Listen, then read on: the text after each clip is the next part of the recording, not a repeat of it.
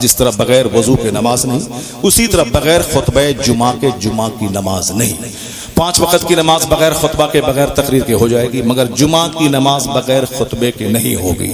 اس لیے شریعت نے اہتمام کیا ہے کہ آدمی کا دل دماغ اڑتا رہتا ہے، الٹ پلٹ ہوتا رہتا ہے چٹیل میدان کے پتے کی طرح، تو اس کو مرتے دم تک کنٹرول میں اور نیوجیت رکھنے کے لیے ہر جمعہ کے دن واعظ سنانا ضروری ہے۔ ابھی آپ نے تقریر سنی، اب لگا کہ نہیں صوفہ گدا کچھ نہیں، بس سجدہ چاہیے، عبادت چاہیے، ایک مصلی گھر میں رہے کافی ہے۔ لیکن آپ گونڈوں کے پاس بیٹھے کل 4 بجے چائے پینے کے لیے، بولا بھائی مولانا مولوی کی بات، آخرت جنت کی بات، دنیا پہلے ہے، ابھی دیکھو گھر مکان دکان یہ کرو، وہ سب دنیا کہاں سے کہاں پہنچ گئی۔ یہ مولوی صاحب جنت کی تھیوری لے کے بیٹھا ہوا ہے، دنیا آسمان پہ اڑ رہی ہے اور یہ آخرت کی بات لے کے بیٹھا ہے۔ جو پانی پڑا تھا نصیحت کا، آدھا پانی وہیں ختم ہو جاتا ہے۔ پھر اس کے بعد بال بچوں کے بیچ رہے، بال بچوں نے کہا کہ بس مولانا صاحب کی بات سنیں اور مصلی 5 وقت لے کے اب آپ چلے کھیت میں، کھلیان میں، سفر میں، مسجد میں، پھر کھائیں گے کیا، پیسہ کہاں سے آئے گا۔ آدھا پانی بال بچوں کی بات سن کے اتر گیا نصیحت کا، آدھا پانی چور قسم کے دوستوں کے ساتھ رہنے سے اتر گیا، تو اس کے بعد پھر بندہ پکا دنیا دار ہونے لگتا ہے۔ تو اس جمعہ کو سنا، ان اللہ یامر بالعدل والاحسان وایتاء ذی القربى وینہی عن الفحشاء والمنکر والبغی۔ اللہ حکم دیتا ہے عدل کا، احسان کا، رشتہ داروں کو دینے کا، رشتہ داروں کو نوچنے کا نہیں، دینے کا۔ اللہ تمہیں روکتا ہے فحش کاموں سے، گندی باتوں سے، سرکشی سے، بغاوت سے۔ اس کو میں نے سنا، اب کہا نہیں، اب میں مغرور نہیں بنوں گا، عاجز و خاکسار بنوں گا۔ سنیچر کے دن تھوڑا سا پانی اترا، اتوار کے دن اور تھوڑا اترا، سوموار پیر کے دن اور اترا، منگل کے دن تھوڑا اور اترا، بدھ کے دن دوستوں کے ساتھ رہا اور جمعہ کی تقریر کا پانی اترا، جمعرات کو تھوڑا پانی اور اترا۔ جمعہ کے دن مکمل اترنے والا تھا، دل مرنے والا تھا کہ اگلے جمعہ کو پھر خطبہ جمعہ کا پانی، نصیحت کا پانی چڑھا دیا گیا تاکہ دل مرنے سے بچ جائے۔ جب کھیت میں پانی نہیں پڑتا ہے تو کھیت جل جاتا ہے، فصل پیدا کرنے کے لائق وہ کھیت نہیں رہتا۔ اسی طرح اگر نصیحت کا پانی نہیں پڑے تو دل کا کھیت مر جاتا ہے۔ تو شریعت نے اہتمام کیا کہ کمپلسریلی، لازمی طور پر ہر جمعہ کے دن 5 منٹ کا صحیح مگر واعظ ہونا چاہیے، تقریر ہونی چاہیے۔ وہ خطبہ جمعہ کے کنڈیشن مشروط ہونے کی ایک حکمت یہ بھی ہے کہ تاکہ لوگوں کا دل زندہ رہے۔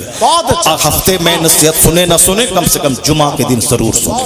اور شریعت کا اہتمام ہے کہ جہاں گیدرنگ ہو، جہاں مجمع ہو، وہاں واعظ ہونا چاہیے، نصیحت ہونی چاہیے، زندگی کے سنوارنے والی بات ہونی چاہیے۔ جیسے جمعہ کے دن خطبہ شرط ہے، عیدین کا خطبہ واجب ہے، کمپلسری ہے۔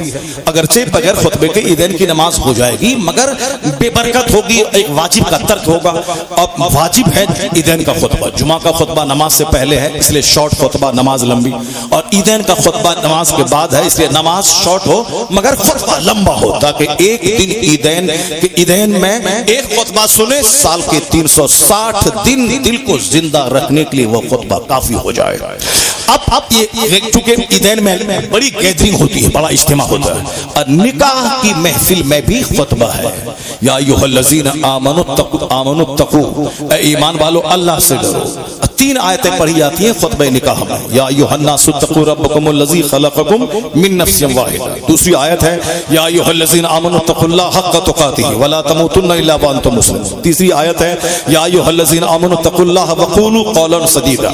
یعنی تینوں آیتوں میں اللہ سے ڈرو، اللہ سے ڈرو، اللہ سے ڈرو۔ شادی خوشی کا موقع ہے لیکن تینوں آیات خوف کی تلاوت حضور نے کی۔ یہ خطبہ چونکہ سنت ہے اور سرکار نے یہ خطبہ پڑھا اور 1400 سال سے یہ خطبہ پڑھا جاتا ہے، اس لیے کہ شادی بیاہ میں اکثر لوگوں کے بھٹکنے کا چانس رہتا ہے۔ خوشی کا موقع ہے، خوشی کا موقع ہے، اس لیے مصطفیٰ نے 3 آیتوں کی تلاوت کر کے بتایا موقع چاہے خوشی کا ہو مگر بھٹکنے مت پانا، مسلمان بن کے رہنا، چاہے بیٹا کا جنازہ نکلے تو بھی نماز نہ چھوٹے، اور چاہے بیٹی کی بارات آئے تو بھی نماز نہ چھوٹے۔ سنت اور شریعت کی رسی کو مضبوطی سے تھامے رکھنا۔ اگر ایسا ہو گیا تو کسی کافر کی مجال نہیں کہ مجھے دنیا میں ذلیل کر پائے۔